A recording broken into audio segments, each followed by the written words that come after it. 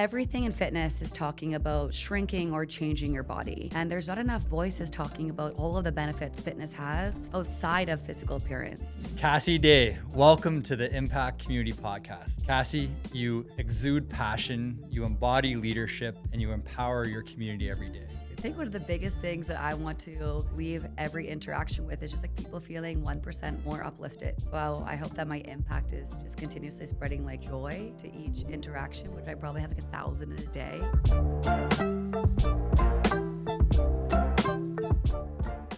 Thank you for being here. Thank you for having me. Well, I'm really excited to talk to you today. I heard in an interview your husband, Jameek, talk about your competitiveness and your never give up mindset. Can you tell us a little bit about, where you grew up, how you grew up, and maybe a story that showcases this competitive side of you? My guess is you read that in Amazing Race interview, didn't you? Maybe. Where did I grow up and where does it come from? To be honest, actually, it's funny you say that because I don't identify myself as someone who's competitive, but those around me always laugh whenever I say that. So I am one of 7. I'm from Halifax, Nova Scotia. Grew up actually in Moncton, New Brunswick. So I'm sure the competitiveness comes a little bit built into who I was as a kid, having 6 other siblings.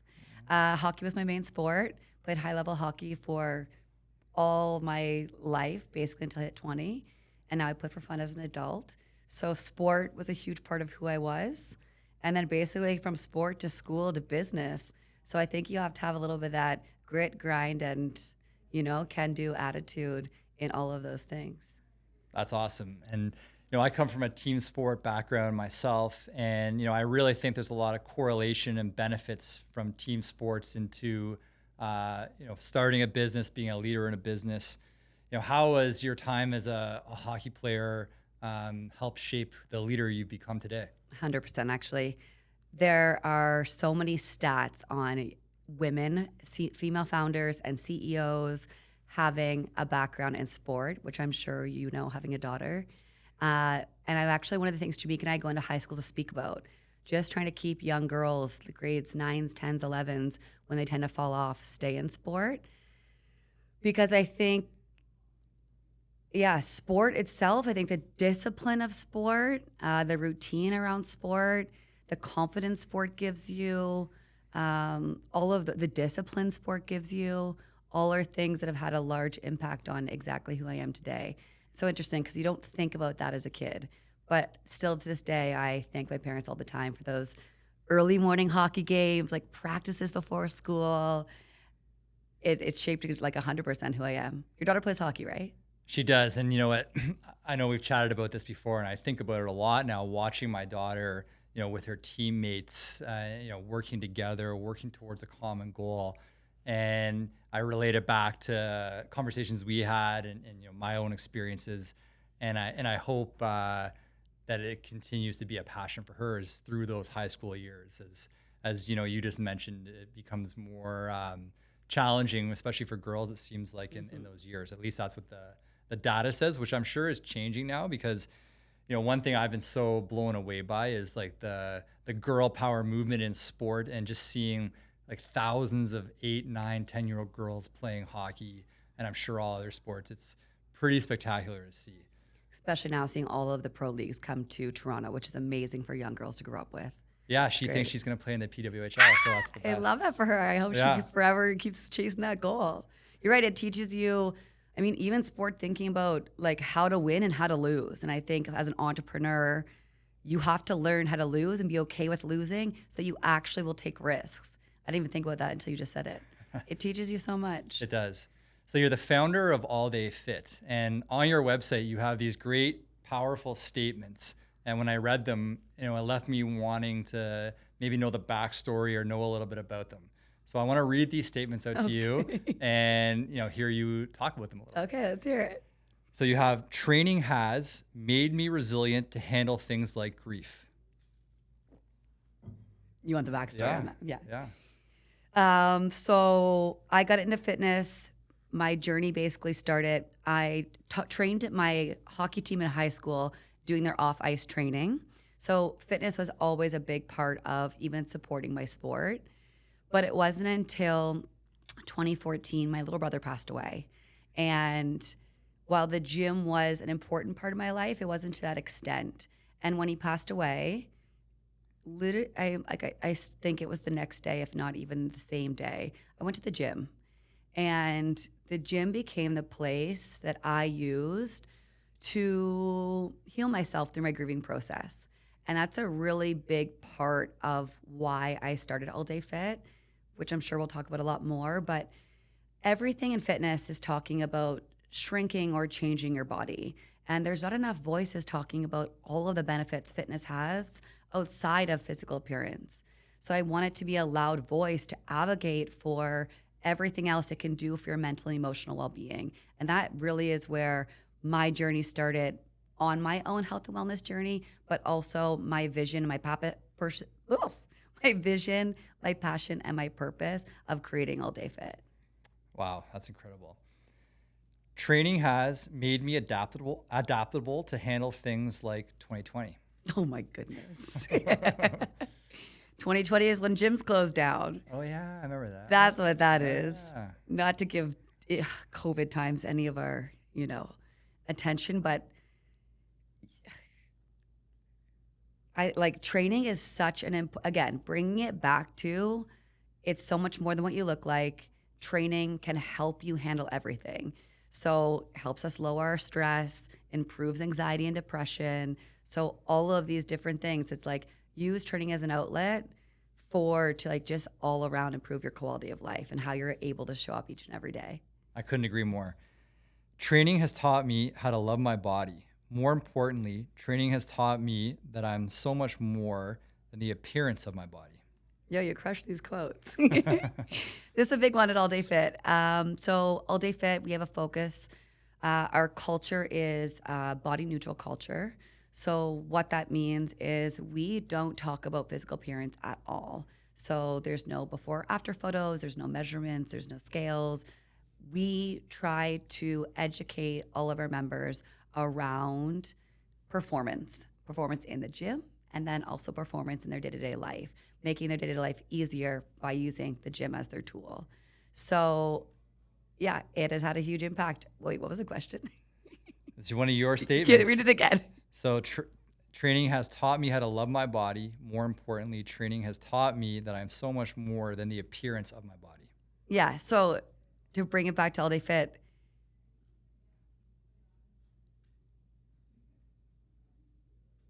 I think, especially as a female, so often our bodies are the center focused and we're praised or glorified or the opposite based on what we look like.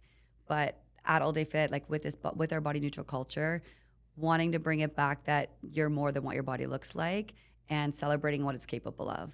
So at All Day Fit, we'll always be celebrating deadlift PRs or honestly just like showing up is a huge win all the time.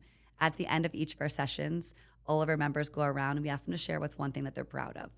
And it's interesting because in the beginning of their time at All Day Fit, people aren't used to sharing something like this. So it feels quite intimate, but the goal of it is, well, one, to help people have self-recognition for what they accomplish, and then also to tie in more wins to what their body's capable of and not just what it looks like.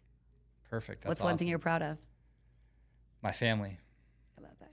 That was easy. Okay, last one. Training has given me a community who all motivate me to be a better human being every single day. I love that one. I could talk about this all day, but who you surround yourself with what's the famous quote? You are the sum of the 5 people you spend the most time with. Mm-hmm. I love that quote. I love that quote too, and I wholeheartedly believe in it. And I think that the law of attraction, and basically at All Day Fit and in other circles in my life, good people attract good people. And I feel very grateful and very blessed to get to do something that I love every single day, surrounded by all people who align with that. So I would say that's where that comes from. That's great. Training and fitness already show up as a major pillar in your life. When you look back, is there a pivotal moment or when did you realize that it was going to go beyond, your sport and, training for that to being a career and a lifelong part of your life? So almost over a decade ago, basically on this same journey when my brother had passed away, I was currently in a corporate job at Red Bull Canada, which was my dream job up until that point.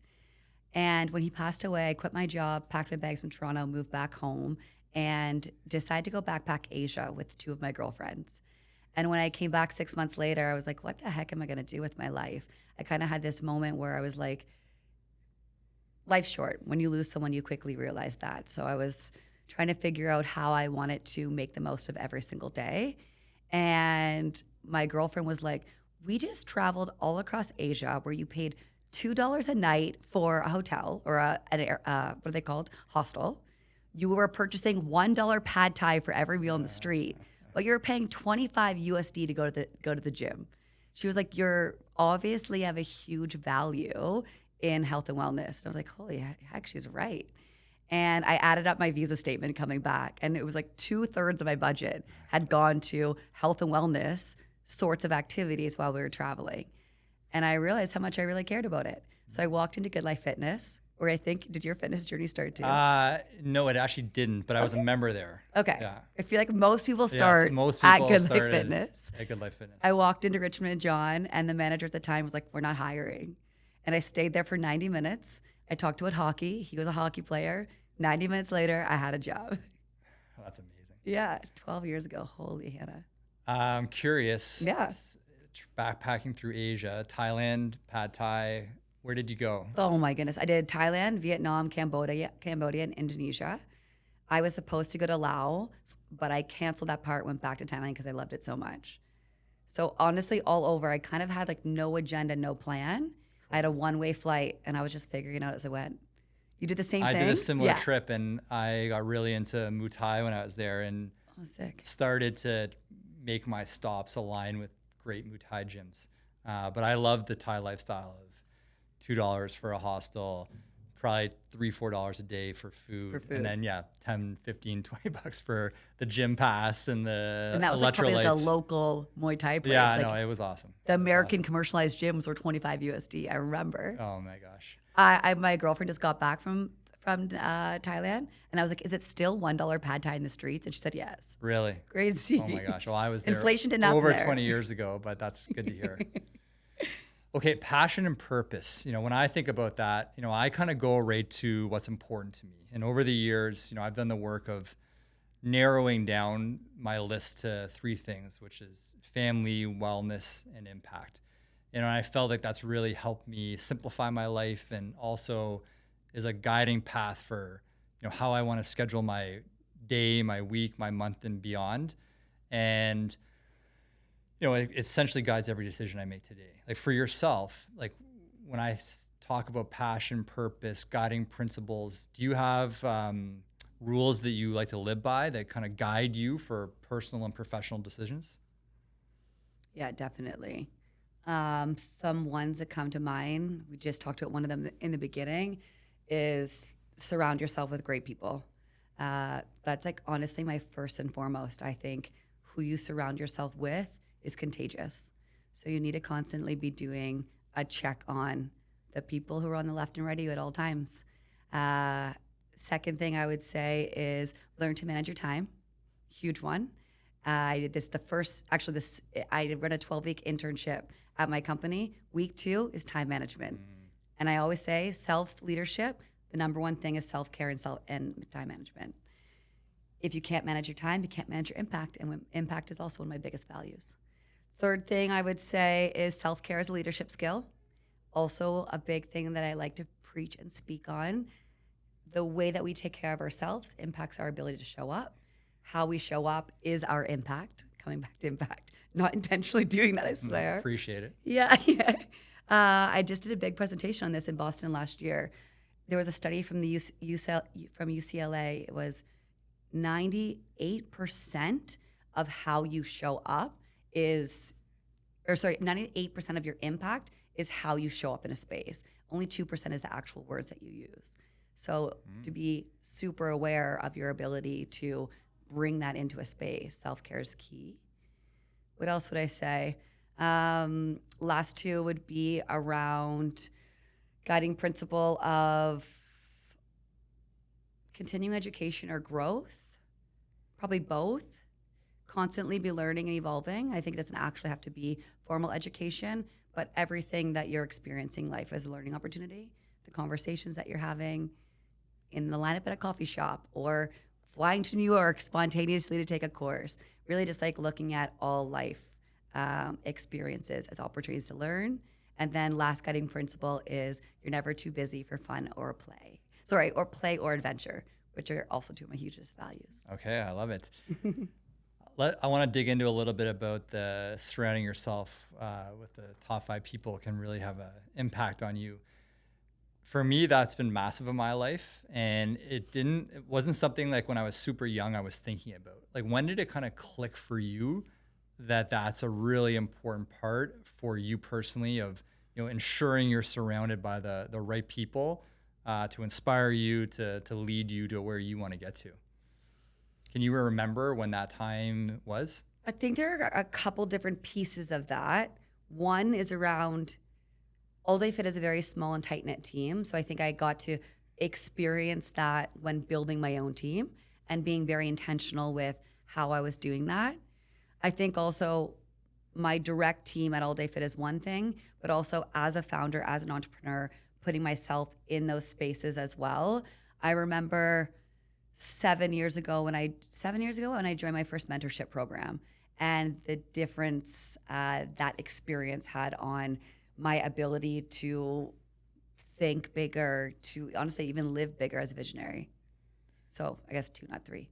But my direct team, I remember feeling it, and then also stepping into the rooms that I want to be a part of. Mm-hmm.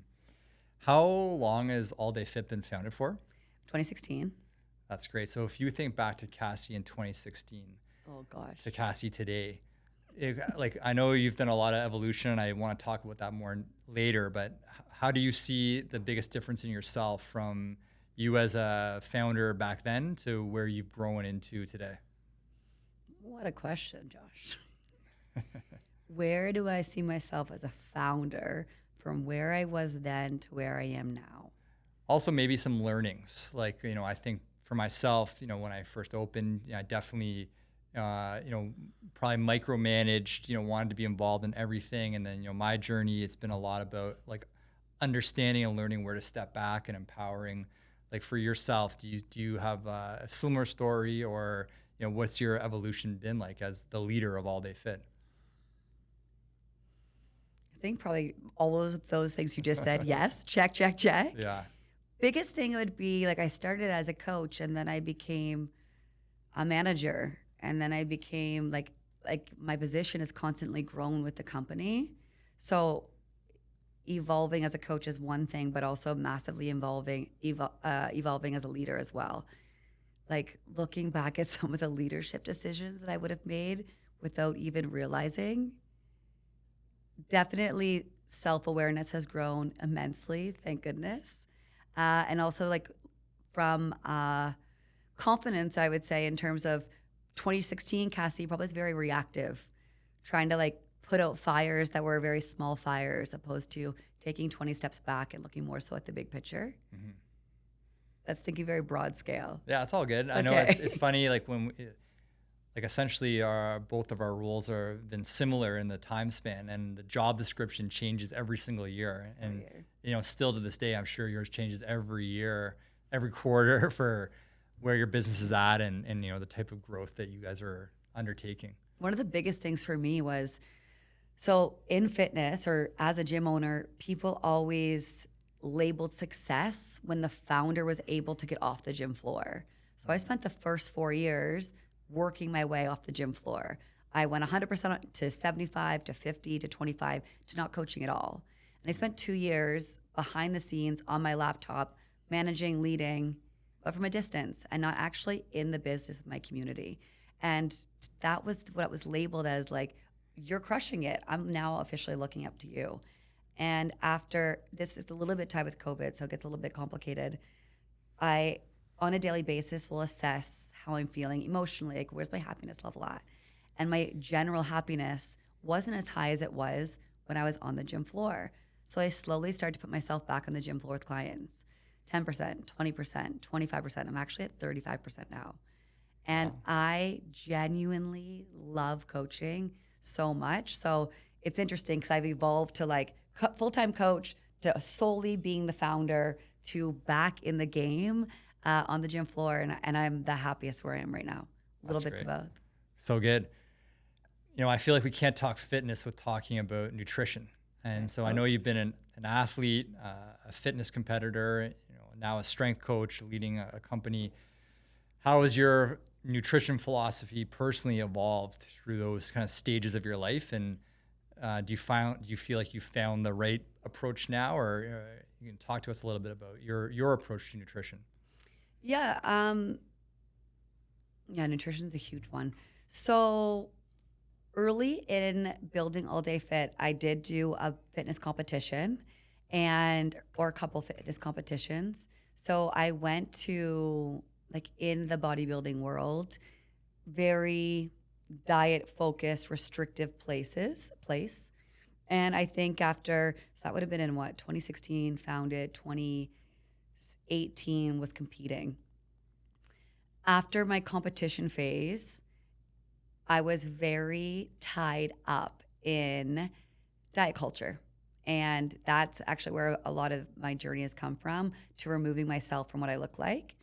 But it took many, many years of untangling, because during my fitness competition, I was constantly praised for what my body looked like. Everyone was stopping and asking like what I was eating, what I was doing, how was I walking around with a six pack? How did my shoulders look the way they looked?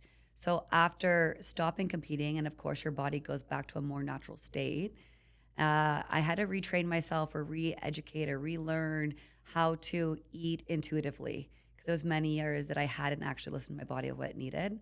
But I'm very proud to say I actually remember the year that it happened. What actually year was it happen? I don't remember the year, but I remember thinking, this is the first New Year's resolution that I am making that has nothing to do with changing my body. And I constantly remember for a couple years during that phase being invited to do fitness photo shoots and being like, I don't look the part. I can't do these photo shoots. And I'm so thankful to be in this space now where it's like, I don't think I have to look a certain way to show up and be a fitness professional. But it's taken a lot of time to get there. And a big part of it really has been nutrition journey. So currently I eat what I would say is very well. Breakfast, lunch, and dinner. I'm actually like, my biggest focus is just making sure I'm eating enough. Mm-hmm. Working in as a coach, I actually see that most of my clients undereat. So helping myself and my clients, just being constantly aware that they're eating the amount of food that they need to eat to be able to perform not only in the gym, but in life. For example, if I skip breakfast, like my focus isn't going to be there for my most important productive work block of the day. So for me, never skipping those meals. And then when eating those meals, making sure they have a protein, a carbohydrate, a fat. There's greens on my plates, colors as much as I can. And if I'm not eating at home, I'm actually eating at Impact. So pretty much those are my two options in terms of food. That's great. What an empowering message. So another passion of yours, traveling. I've heard you say you're a better human being when you travel. And I think you've been to 40 countries. So I guess that makes you a pretty amazing human being. But what do you mean by that? Like, how does traveling make you a better human being? Oh my gosh, I love this question.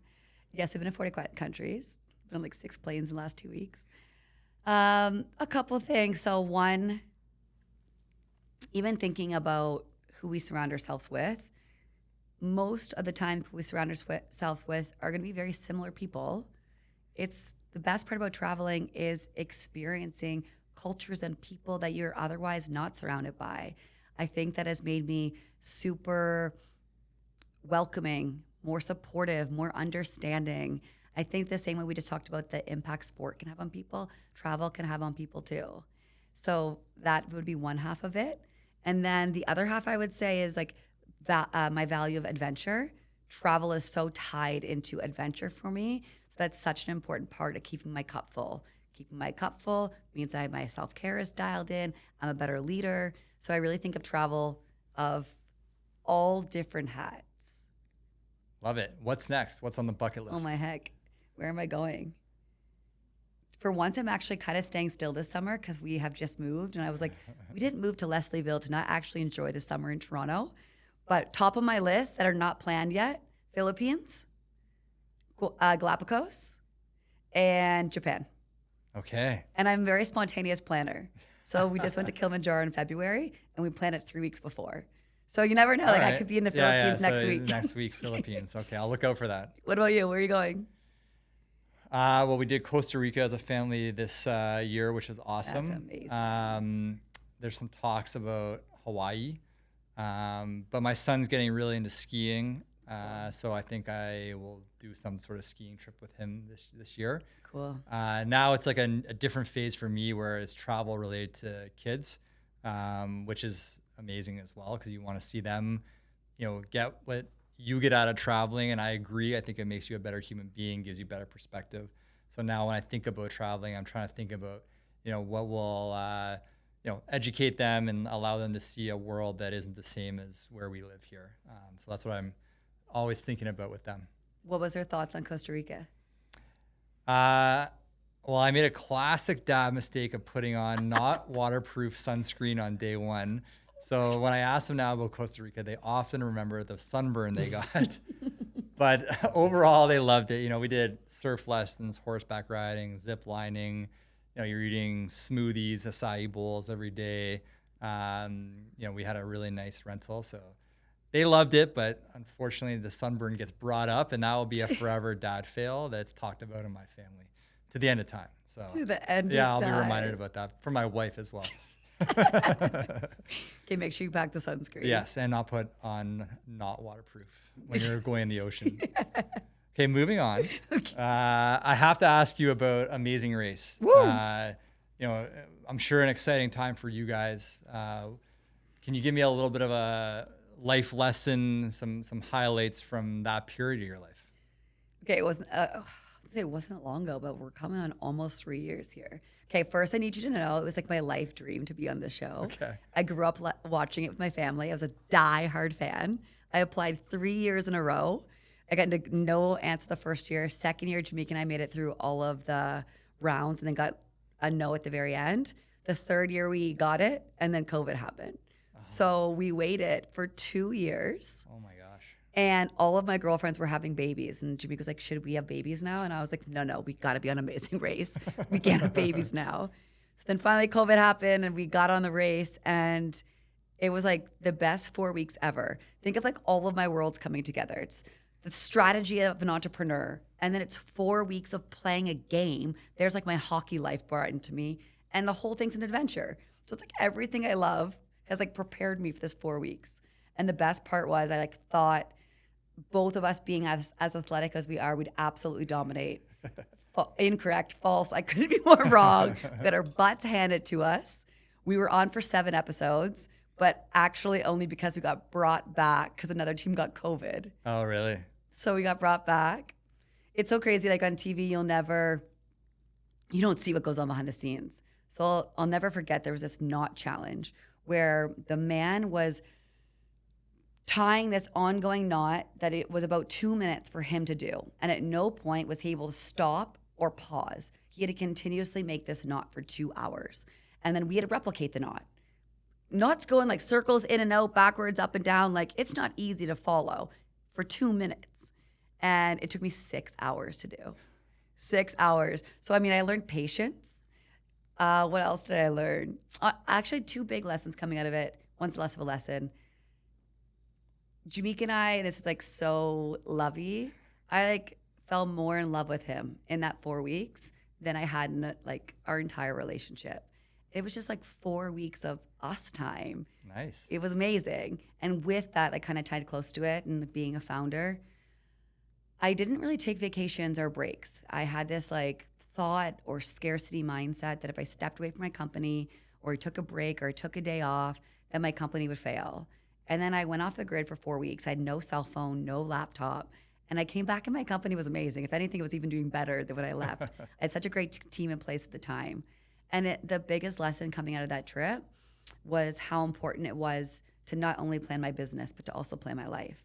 And since then, Jamaica and I have actually taken 3 vacations, non-work related, which is the huge one for me.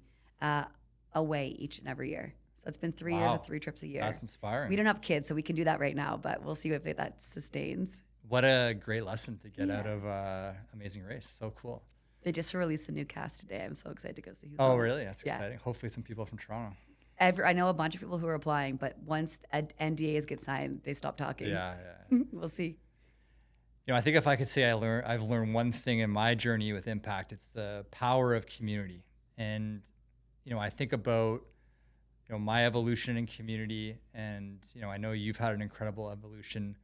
It's something that you can't fake. And what I've kind of come to the conclusion is you have to love the community that you're in. I've seen founders and businesses start up, since I have, and, they talk about community in a very strategic way, and it doesn't feel like there's passion behind it, and it's more like a business decision. I think I was fortunate with my co-founder, Frank, to see the power of the community he built with MAC Cosmetics and, the momentum they created behind that brand. And back before Impact, I was heavily involved in 2007 to 2012 in the CrossFit community, and I really saw that community thrive and build that brand. And I knew that with Impact Kitchen, community was going to be a pillar of our growth and how we wanted to operate. And when I look at All Day Fit, I see you guys of having as strong of community as any brand in Toronto. And I'm curious, what do you think makes your community so unique? That's a big question. Thank you, first of all. What do I think makes All Day Fit so unique?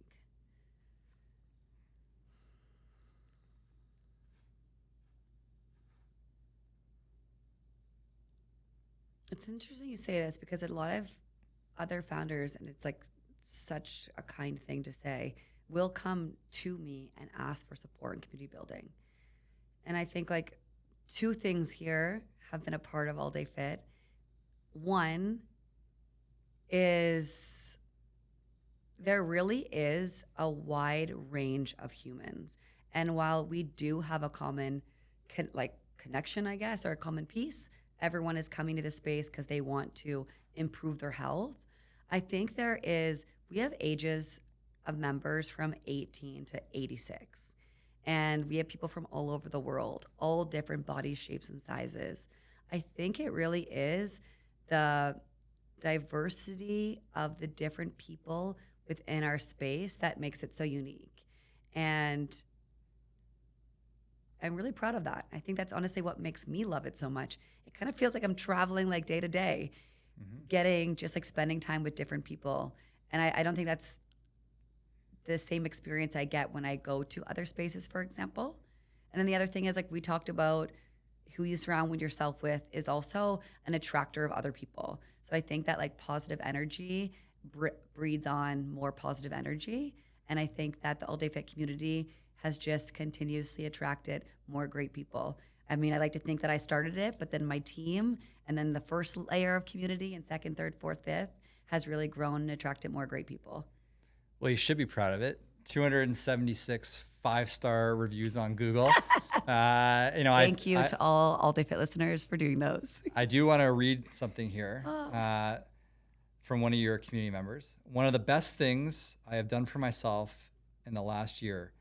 If you were like me and were intimidated by weight training and resistance training, don't be. ADF is the most welcoming and supportive space, no matter what your fitness level is. The coaches are amazing and work with you to meet your goals. I only regret not starting sooner. And then one more. Fabulous and fun. Cassie and her team build your strength and your confidence while building a community. Almost like having a personal trainer cueing your form and technique while making you smile with a great group of like-minded people. Do you ever take the time to reflect on the impact you're having in people's lives?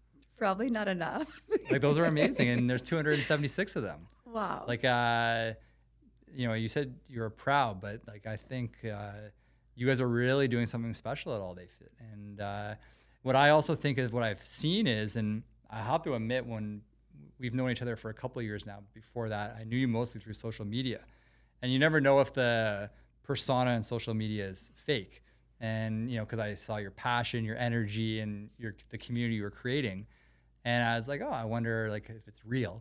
And then when getting to know you, seeing your community, you bring a lot of people into impact that's on your team and, members. And it's like, if anything, you're more of what you show on social media.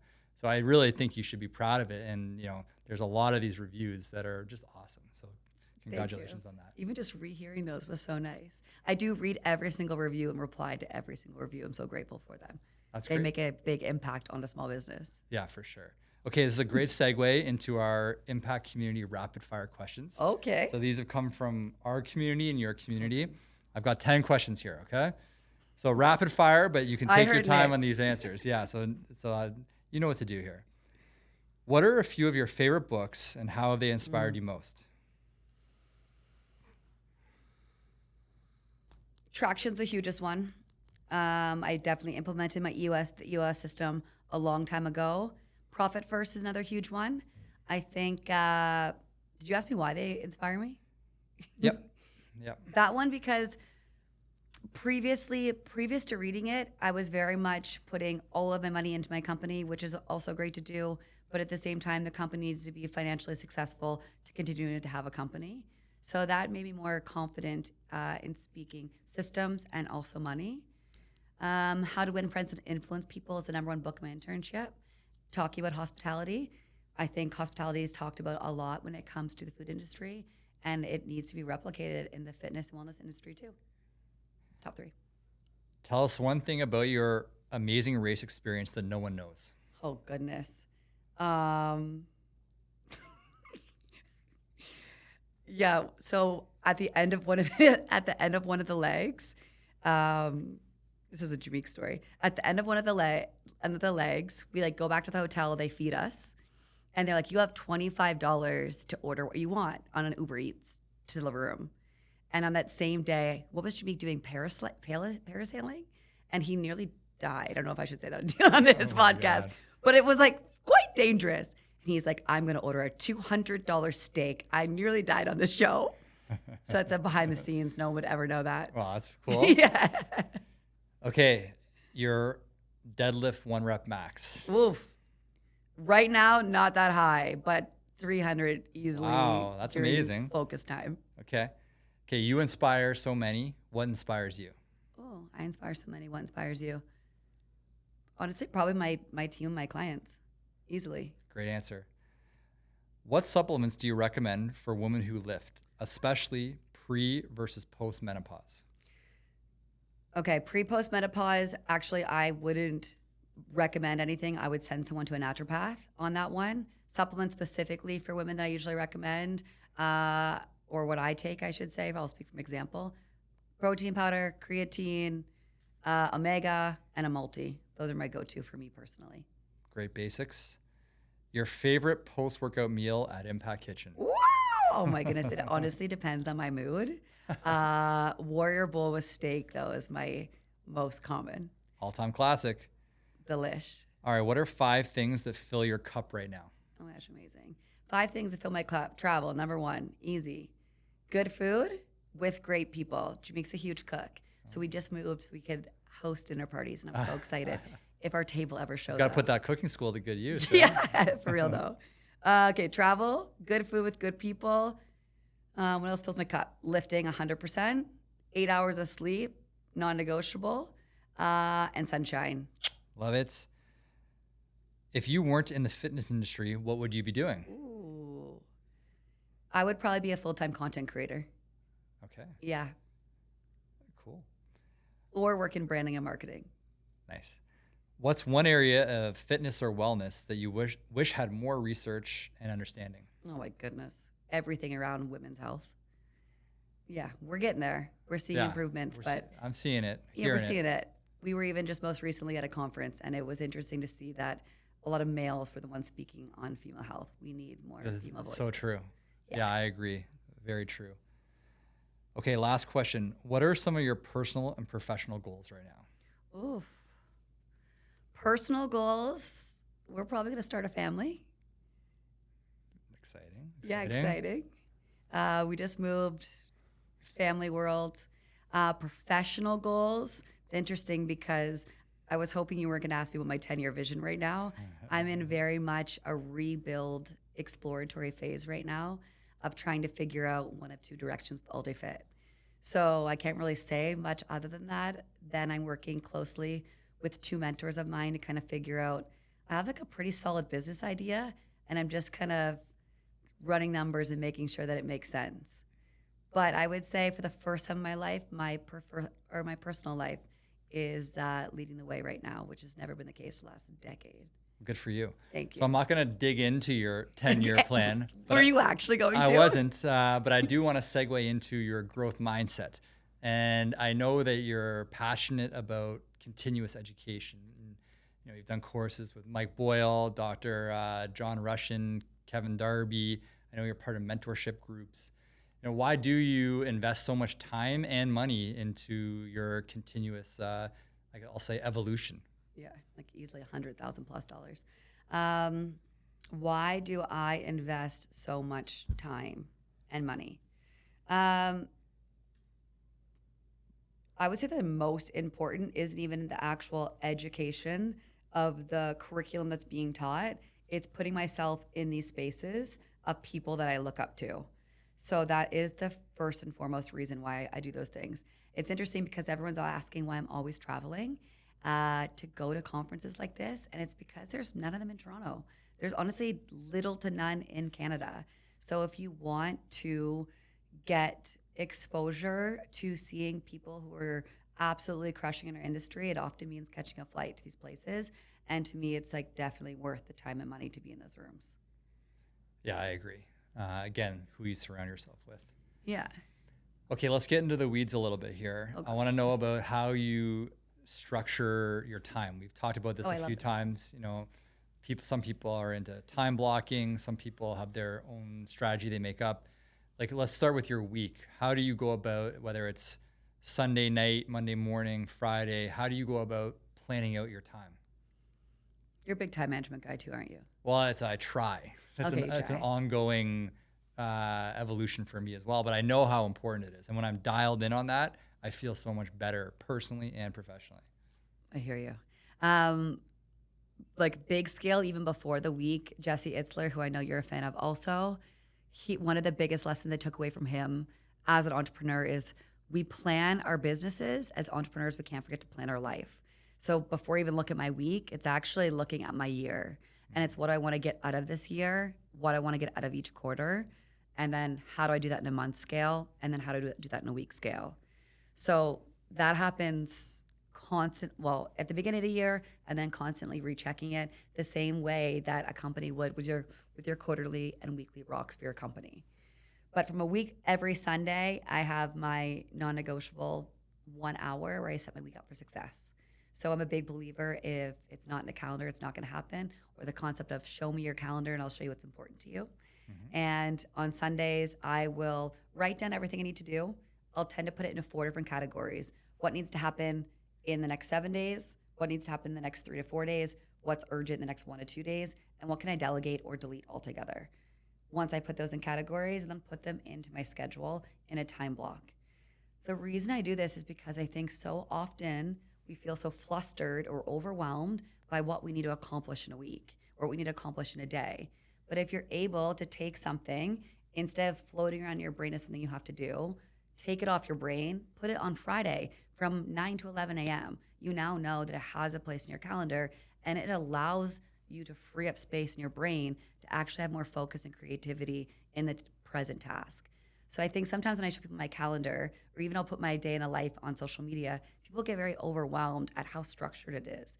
But I think it's the opposite. It's not restrictive, it's actually freeing. So instead of feeling very restricted in those time blocks, I'm now not being consumed by later in the week tasks. Do you do something similar? Yeah, very similar. The way I tie it though is I have my pillars of what's important to me, and I cross-reference those kind of in every step of the way. It's now more of a gut feeling. I used to have more of a formula behind it, but like if I don't see enough wellness time or family time, I go back in and make changes to make sure that those are in there. Like, do you color coordinate them? Yeah. Yeah, that's smart. Yeah, like yellow is my wellness. Same thing. If I So look do at you my do you week, schedule your workouts like, in everything. your calendar? Everything. I schedule my bedtime, schedule my wake up time, schedule my walks, my meals, everything. Okay. Everything. And that's all yellow. All that self-care stuff is yellow. And if there's not enough yellow in there, like that's the first thing that's going to change. So what's wake up time for you today? And actually, let's move into a little bit of we'll take morning routine for you. Walk us through Oh my the goodness. first 2 hours of your day. Okay. Did you ask Nick this? I don't think so. We went more into a longer Okay. routine, but for you, let's just zone in on the morning. Okay, I'm very different than Nick because I get up and I go. I don't live in the Okay. north of the city, so I wake up at 6. I wash my face. I brush my teeth. I steam my clothes. My team makes fun of me because I remove all wrinkles from all of my okay. gym clothes, and then I am out the door by 6:20, and I'm at the gym by 6:45, and I'm coaching by 7. Wow. So my morning routine is like go go go go go. Well, then let's shift to nighttime, nighttime routine. So like that's a cool morning routine. Like so that works for you, obviously. Yeah. Do you have a more detailed nighttime routine? Yeah, like my day goes pretty back to back from 7 a.m. I would say up until about, depending on the day, 3, 4, 5, if I coach 7. So my evenings are often very protected for Cassie and Jameek time.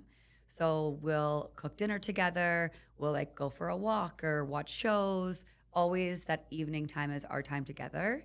And then unwind time. So I usually have like, a lot of people like to read at night to unwind. My reading time is scheduled in my day already as my continuing education time daily. So evenings are more so just unwinding with time with Jameek. We don't spend the day together. Simple skincare girl routine in the evening. Shouldn't say girl, I'm sure some guys have some skincare routines. Jameek just doesn't. And then like 9:30, my alarm goes off to get into bed. 10 o'clock, Okay. sound aslead.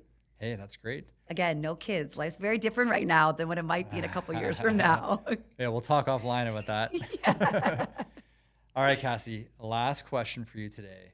How do you make an impact every day? How do I make an impact every day? I think one of the biggest things that I want to leave every interaction with is just like people feeling 1% more uplifted than where they were when we started.